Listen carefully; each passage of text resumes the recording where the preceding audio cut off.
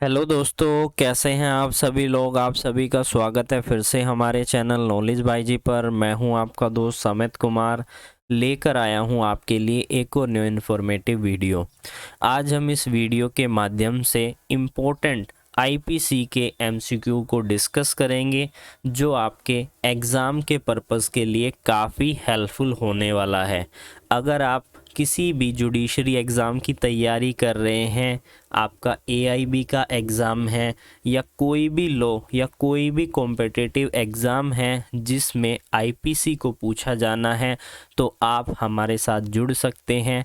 मैं इन वीडियोस के माध्यम से आपको आईपीसी को अच्छे से कंप्लीट करवाऊंगा और आपकी प्रैक्टिस के लिए ये सभी प्रश्न जो है काफ़ी हेल्पफुल होने वाले हैं।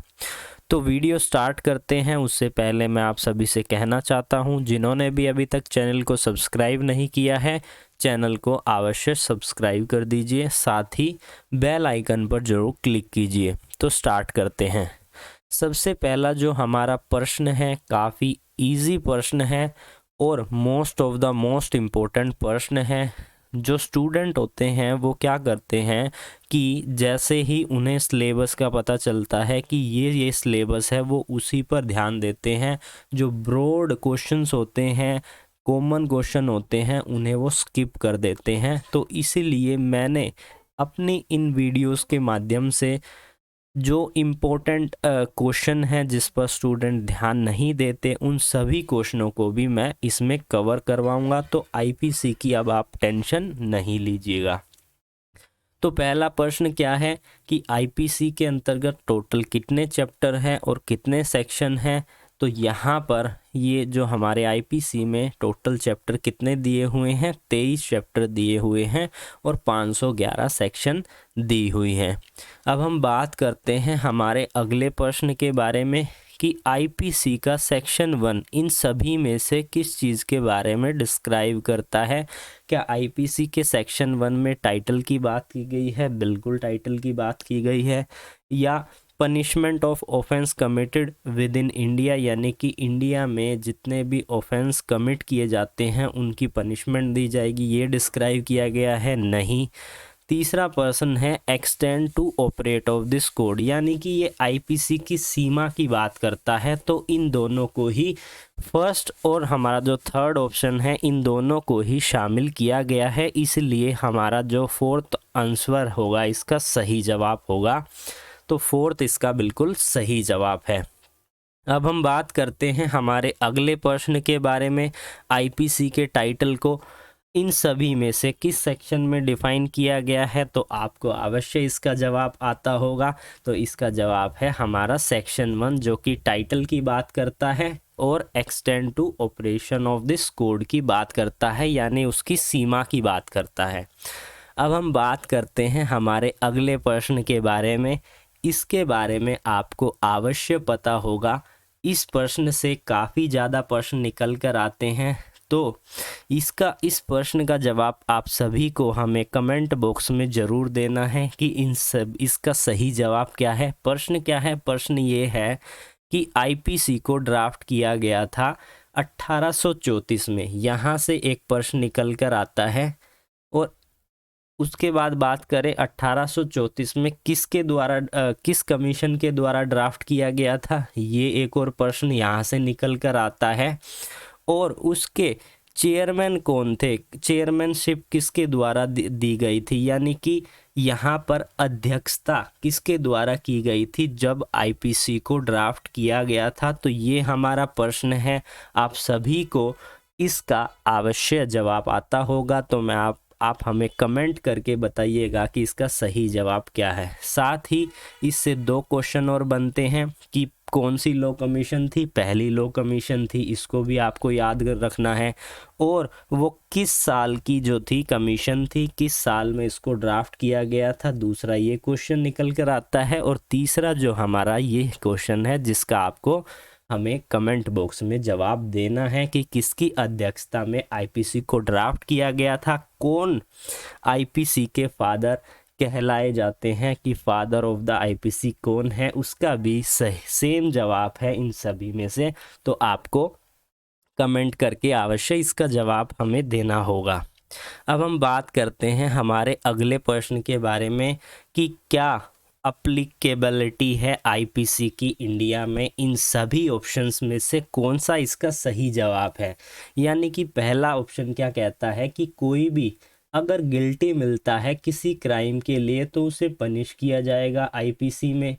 क्या ये अप्लीकेबिलिटी की बात करता है, या केवल कोई स्पेसिफाइड पर्सन है उसी को पनिश किया जाएगा, यानी कि एक निश्चित व्यक्ति है उसको ही पनिश किया जाएगा, या फिर किसी भी पर्सन को पनिश नहीं किया जाएगा, या कोई भी सही जवाब नहीं है।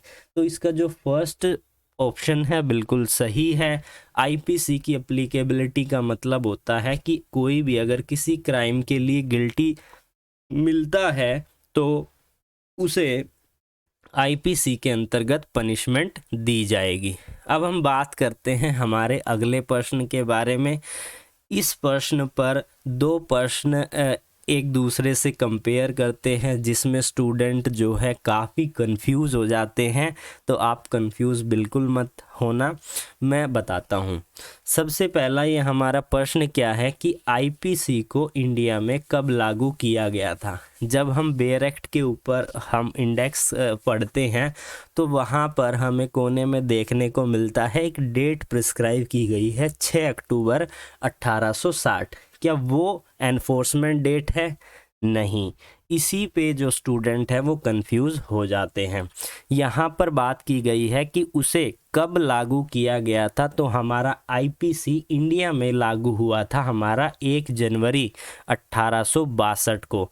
किसके दौरान? जब ब्रिटिश रूल चल रहा था उस दौरान ये हमारा लागू हुआ था। अब दूसरा प्रश्न क्या था कि जो काफ़ी स्टूडेंट्स का ये जवाब होता है, क्योंकि एग्जामिनर को पता है कि स्टूडेंट को कैसे कंफ्यूज करना है, तो वहाँ पर वो इस तरीके से डेट मेंशन करके 1 जनवरी 1862, 1 जनवरी 1861 और वो एक ऑप्शन दे देंगे 6 अक्टूबर 1860। तो आप यहाँ पर कंफ्यूज हो जाएंगे। तो इसी कंफ्यूजन के लिए आपको इन सभी एमसीक्यू को ध्यान से पढ़ना अति आवश्यक है। तो हमारा अगला प्रश्न क्या है कि अनेक्टमेंट की क्या डेट है, कब इसे अधिनियमित किया गया था। अधिनियमित की डेट है हमारी 6 अक्टूबर 1860, जो हम कंफ्यूज हो जाते हैं और इसे एनफोर्समेंट की डेट के अंतर्गत लिख देते हैं। तो इस पर बिल्कुल भी कंफ्यूज नहीं होइएगा। अब हम बात करते हैं हमारे अगले प्रश्न के बारे में कि आईपीसी का सेक्शन 2 इन सभी में से किसके बारे में बात करता है। अगर आपने पहला क्वेश्चन बिल्कुल ध्यान से पढ़ा होगा तो आपको इसका जवाब अवश्य आता होगा। पहला क्वेश्चन क्या कहता है, पहला क्वेश्चन ये मतलब इसका सही जवाब क्या है, आईपीसी के सेक्शन 2 में इन सभी में से किसके बारे में बात की गई है।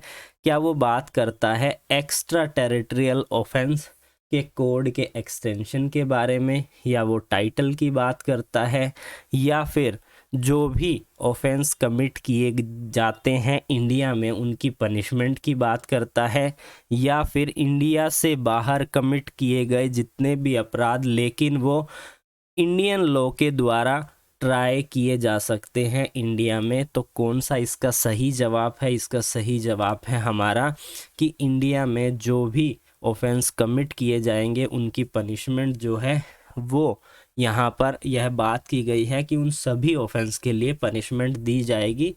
इस बारे में सेक्शन 2 के अंतर्गत डिस्क्राइब किया गया है। अब हम बात करते हैं हमारे अगले प्रश्न के बारे में। हमारा अगला प्रश्न है कि आईपीसी का प्रीएम्बल किस चैप्टर में डिफाइन किया हुआ है। क्योंकि हम आईपीसी के प्रीएम्बल के बारे में ध्यान नहीं देते हैं, हमें बस ये पता है कि कॉन्स्टिट्यूशन का प्रीएम्बल है we are the people of India. आपको अवश्य ये लाइन जो है वो याद होगी, लेकिन जब हम आईपीसी की बात करते हैं तो उसमें भी एक प्रीएम्बल की एक डेफिनेशन दी हुई है। किस चैप्टर में दी हुई है? जब हम चैप्टर 1 पढ़ते हैं तो वहाँ पर हमें एक प्रीएम्बल की जो स्टेटमेंट है वो हमें देखने को मिलती है। मैं स्टेटमेंट आपको पढ़कर बता देता हूँ। स्टेटमेंट क्या है? Whereas it is expedient to provide a general IPC penal code for India and it is enacted as follow. तो ये स्टेटमेंट दी हुई है। बहुत से स्टूडेंट हैं जिन्होंने कभी भी इस लाइन को नहीं पढ़ा होगा, वो ध्यान ही नहीं देते, तो एग्जामिनर ऐसी जगह से भी आपसे प्रश्न पूछ सकते हैं, तो इसका अवश्य आप ध्यान रखिएगा। अब हम बात करते हैं हमारे अगले प्रश्न के बारे में।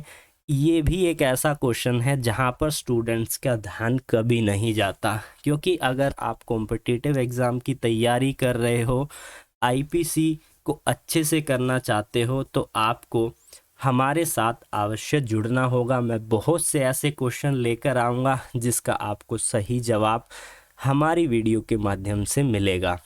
और यानी कि बहुत से ऐसे आईपीसी के अंतर्गत ऑप्शंस हैं जहां पर स्टूडेंट्स बिल्कुल भी ध्यान नहीं देते हैं। बहुत से ऐसे पॉइंट्स हैं जहां पर ध्यान उनका नहीं जाता है। अगला हमारा प्रश्न है कि आईपीसी के अंतर्गत जो ये एक्ट है, ये किस नंबर का एक्ट है। जैसे ही आप आईपीसी के इंडेक्स को खोलेंगे, इंडेक्स नहीं, इंडेक्स ख़त्म होते ही जो फर्स्ट पेज है जहां पर प्रीएम्बल को डिफाइन किया गया है आईपीसी के, वहीं पर एक ब्रैकेट के अंतर्गत उस एक्ट की नंबरिंग दी गई है, वहां से भी आपको प्रश्न पूछ लिया जा सकता है। तो क्या नंबर है हमारे आईपीसी का 1860 का। तो जब हम आईपीसी को स्टार्टिंग पेज जो हम ओपन करते हैं, प्रीएम्बल के ऊपर ही लिखा हुआ है कि यह एक्ट जो है 45 ऑफ 1860 का एक्ट है। तो आई होप आपको आज की वीडियो से काफ़ी ज़्यादा इन्फॉर्मेशन मिली होगी।